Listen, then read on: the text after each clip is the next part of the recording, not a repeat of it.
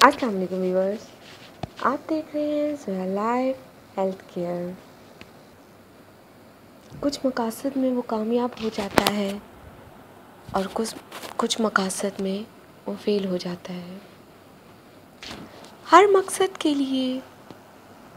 मकसद के कामयाब होने के लिए आज मैं आपको एक वजीफ़ा बताऊंगी।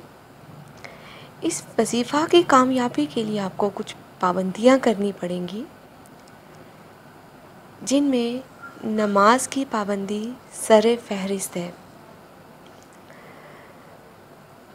व्यूअर्स, सबसे पहले तो मैं आपको इस वजीफ़े का फ़ायदा बताऊंगी। इस वजीफ़ा को पढ़ने से आप तमाम मुश्किलात से निकल सकते हैं, जैसा कि रिस्क की कमी, रिश्ते का मसला, घर का मसला, घर की लड़ाई, बच्चों के रिज़ल्ट, पैसों का मसला।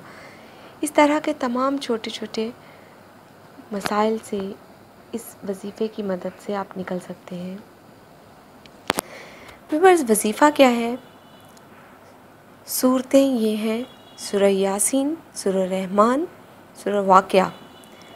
अब करना क्या है कि 5 औरतें मिलकर 3-3 बार हर सूरत को पढ़ें और आखिर में चारों कुल पढ़कर सब एक ही मकसद के लिए दुआ करें।